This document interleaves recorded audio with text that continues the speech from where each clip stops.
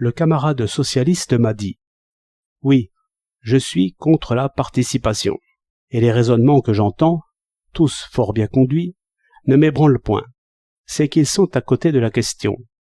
On me demande si je laisserai l'adversaire gouverner, et seulement par nos divisions, seulement par notre irrésolution.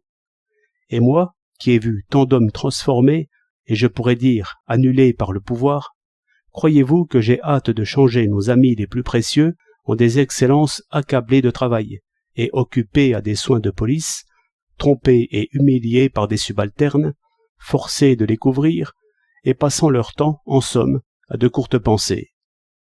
Ce vieux mirage, qui a trompé les hommes pendant des siècles, et qui les conduit à remplacer de mauvais rois par de bons rois. Ce vieux mirage, nous n'en sommes plus dupes. J'ai remarqué ce que vous dites souvent, qu'il n'y a pas de bons rois. Cela répond à quelque chose que le métier enseigne à chacun.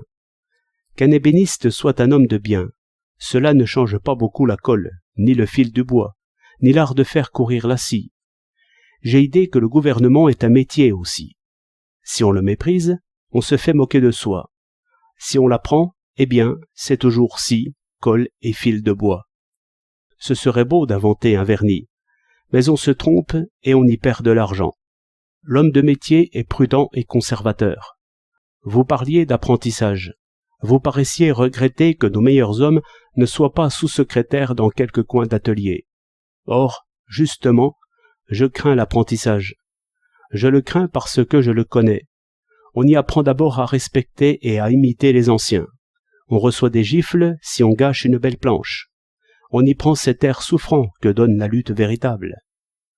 Nos jeunes politiques, ceux qui touchent d'une manière quelconque à l'outil, apprennent en même temps l'art de dissimuler les marques de l'apprentissage, et cette parade du coude contre les gifles.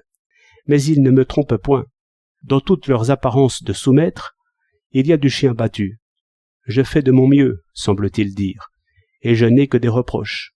De droite, de gauche, du dessous, du dessus, c'est un concert infernal contre l'apprenti. Sans compter que je fais des sottises. On m'en fait faire. Il y a des farces d'atelier dans ce métier-là, comme dans tous les métiers. Un vieux gros, que je voudrais mépriser, en 3 mouvements aplanit le nœud, et je lui dis merci. Tel est le vrai discours, qu'on ne fait jamais, et que je devine toujours. En résultat, nous gagnons un préfet de police qui ressemble à tous les préfets de police, et nous perdons un ami. J'entends un rude ami, qui juge librement de tout, et qui ne craint rien au monde. « T'es anarchiste, lui dis-je. Vous vous retirez dans l'opposition, et les ennemis du peuple gouvernent pendant ce temps-là. » « Eh oui, dit-il, c'est la vieille histoire. Mais d'où vient qu'elle tourne à mal? De ceci que les amis du peuple, les meilleurs, les instruits, les jugeurs, les éloquents, sont touchés les uns après les autres par le microbe de la participation.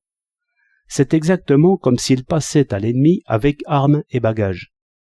Le peuple est continuellement décervelé. J'ai vu la même chose à la guerre, quand un bon camarade arrivait au grade de sergent. On reconnaissait encore quelquefois ses yeux, qui demandaient pardon, mais c'était un autre homme. Je ne sais si je rêve, toutefois je voudrais ce qu'on n'a encore jamais vu, une élite qui n'ait point de pouvoir, ni de galon, enfin, qui ne soit rien qu'élite, à peu près comme était Jaurès, qui ne pouvait rien que juger, et qui eut pourtant l'honneur d'être assassiné tout comme un roi. Supposez 20 ou 30 Jaurès, assis tranquillement à leur poste de juge. On ne les aurait pas tués tous. Le peuple avait une tête, le peuple avait une pensée. C'est cela qui a manqué. Nos hommes étaient secrétaires d'État, ils faisaient le métier, ils varlopaient. Et quel copeau, Seigneur, quel sang! Mais voyons, camarades, est-ce que ce n'est pas le vrai de l'homme de résister au pouvoir, de réveiller les hommes de métier, préfets, généraux, comptables, balayeurs, en montrant les effets, en montrant les abus? Eux, ils n'ont qu'une réponse. Ils nous tendent le balai. Mais non, je ne suis pas balayeur, et je veux des rues propres.